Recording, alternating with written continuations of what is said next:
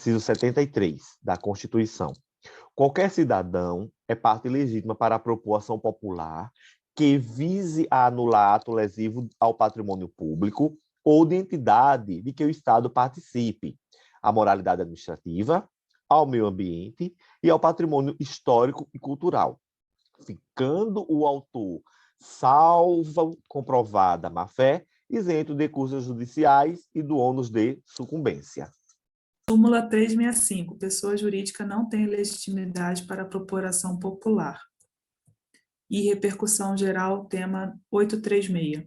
O entendimento sufragado no acórdão recorrido de que, para o cabimento de ação popular, é exigível a menção na exordial e a prova de prejuízo material aos cofres públicos, diverge do entendimento sufragado pelo STF.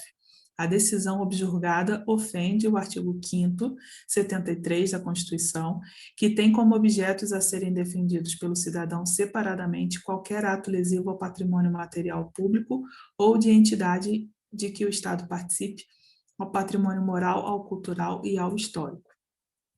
Aquela súmula que tu falaste, que pessoa jurídica não tem legitimidade para ação popular, é exatamente porque o próprio inciso, ele diz, qualquer cidadão. E quem é cidadão no Brasil? Pessoas físicas que estão quites e índice eleitoral. A ação popular, ela se destina a atacar atos concretos. Que mais? Não há delimitação territorial à circunscrição do domicílio eleitoral do autor da ação. Isso é muito importante. Em que pese eu precisar, para eu ser considerado cidadão, eu ter que estar quite com minhas obrigações eleitorais, isso não induz que existirá delimitação territorial quanto à circunscrição do domicílio do eleitor da ação, tá? Então, vamos lá. Na jurisprudência, tu já falaste a questão de que não pode ser por pessoa jurídica. Não é condição para cabimento da ação popular a demonstração de prejuízo material aos cofres públicos, dado que o artigo 5º, inciso 73 da Constituição, estabelece que qualquer cidadão é parte legítima para propor ação popular, impugnar, ainda que separadamente, o ato lesivo ao patrimônio, à moral, cultural ou histórico, ou entidade de que ele participa. Isso foi a tese de repercussão geral número 836. Interessante, não dispensa advogado, em que pese, salvo comprovada má-fé, o autor fica dispensado de custas e honorários sucumbenciais, ok?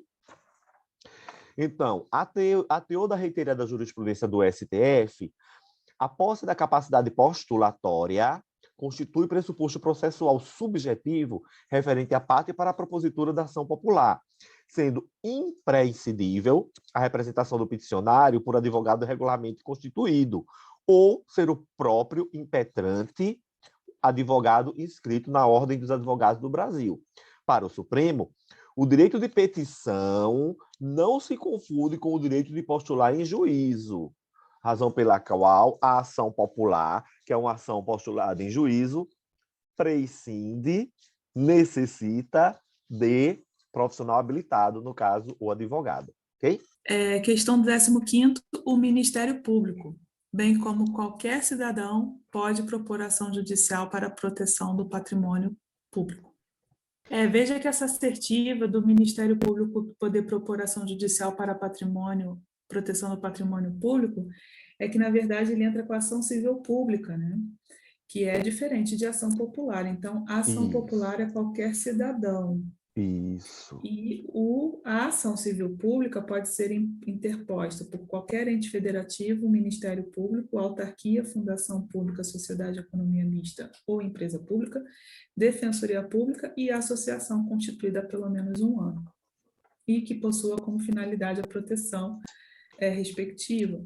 Então, diferente da ação penal pública, que é privativa do Ministério Público, a ação civil pública não é privativa do Ministério Público. E é diferente da ação popular, que é do cidadão. 16º, foi considerada incorreta a seguinte assertiva: qualquer cidadão é parte legítima para a propor ação popular que vise a anular ato lesivo ao patrimônio público ou de entidade de que o Estado participe, à moralidade administrativa, ao meio ambiente, ao patrimônio histórico e cultural, ficando o autor isento de custas judiciais e do ônus de sucumbência. Ou só fica isento, ele até fica, salvo comprovada a má-fé. Como ele botou aí, ele ficaria isento sempre, né? Ainda que ele tivesse má-fé. Por isso que eu decorei a data, que ele diz assim, ó, foi uma questão antiga, de 2015, para também procurador. A ação popular está presente no sistema jurídico do Brasil de forma contínua desde a Constituição de 1946. Verdade. Outra questão, a ação popular tem como único legitimado o cidadão, assim considerado aquele registrado como eleitor em pleno gozo de seus direitos políticos, e o seu objeto é a tutela de interesses difusos. Ele deu como correta essa questão.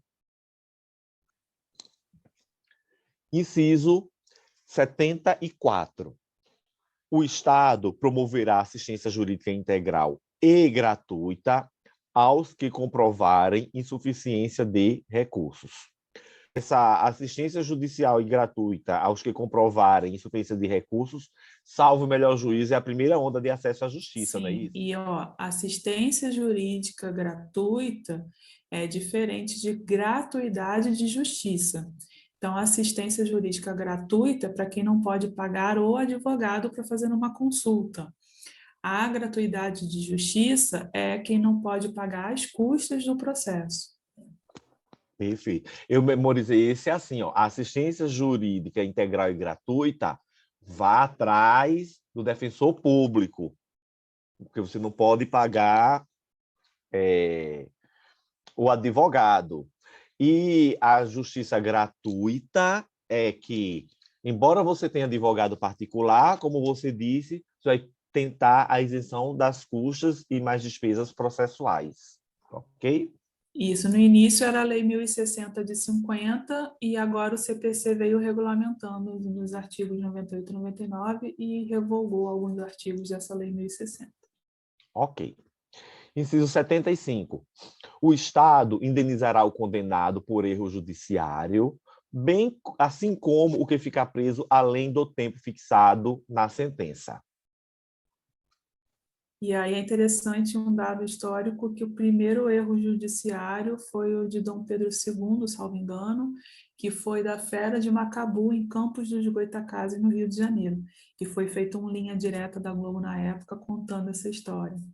76. São gratuitos para os reconhecidamente pobres na forma da lei, o registro civil de nascimento e a certidão de óbito. E aí eu memorizei o seguinte, não é possível que a pessoa vai pagar para nascer e vai pagar para morrer. Por isso que é o registro no civil de Já basta nascimento e a pagar para ser certidão de óbito. enterrado. Entendeu? E pagar a vida toda. Então, eu faço uma linha assim, ó.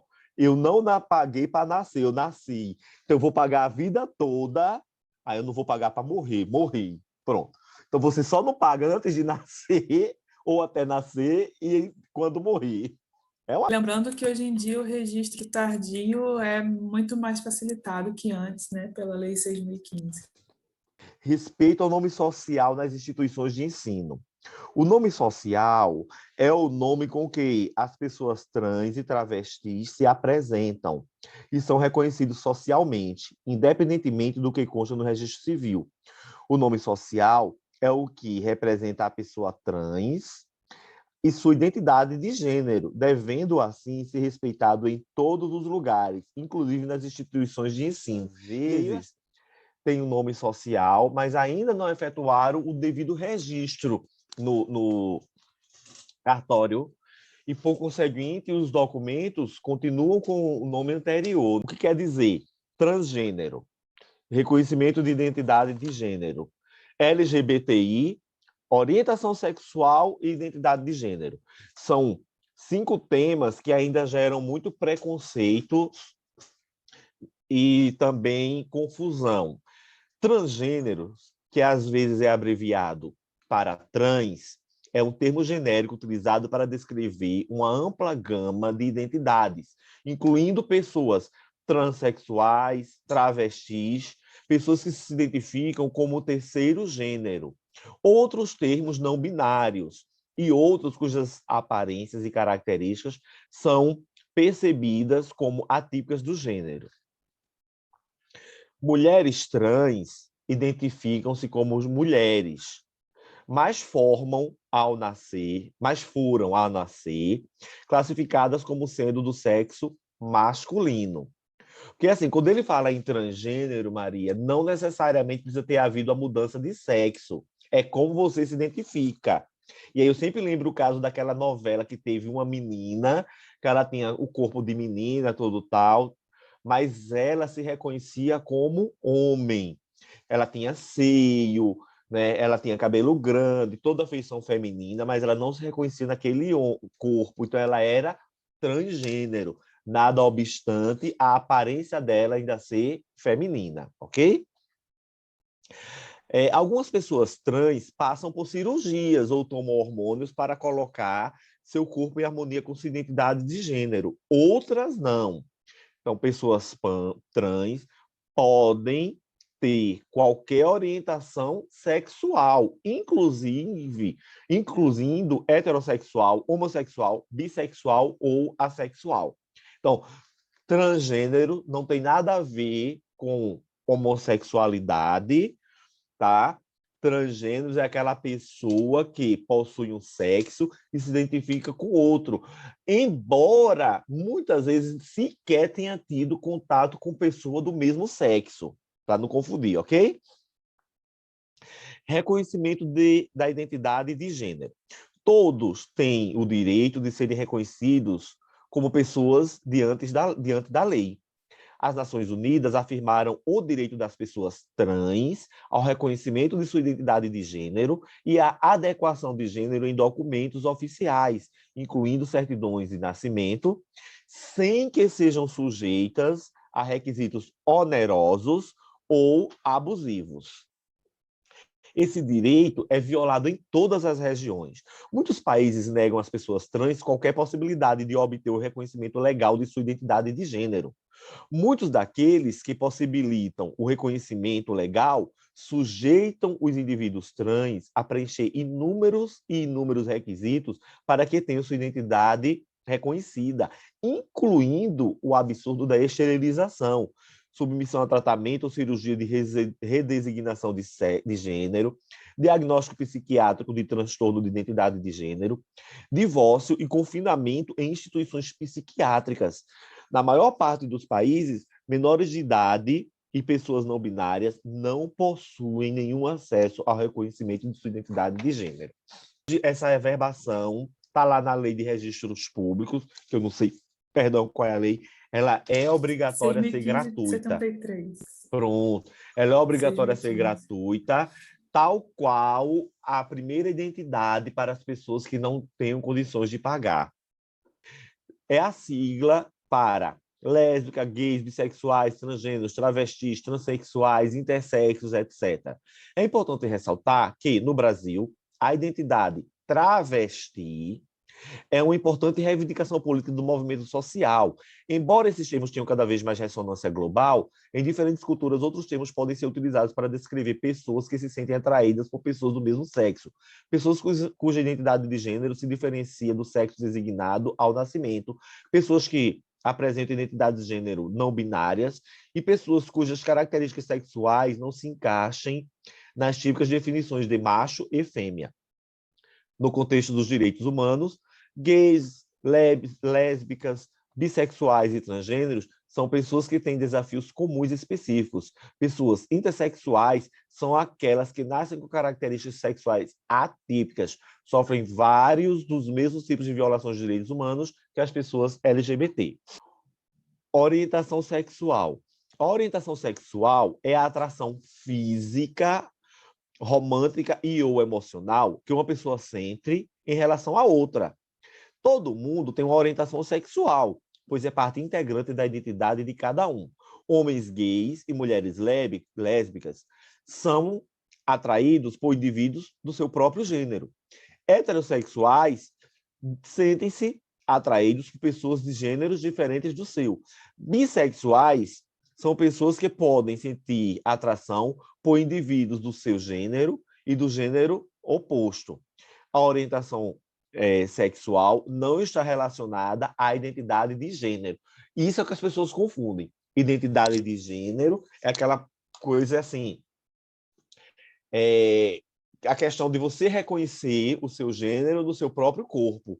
Isso é a identidade de gênero. A orientação sexual é o desejo, a atração por pessoa que pode ser do mesmo sexo, para os homossexuais, lésbicas e bissexuais, bissexuais para seu sexo e sexo oposto, e heterossexuais, sexo oposto. E, por fim, a identidade de gênero é um sentimento e uma vivência profunda do próprio gênero.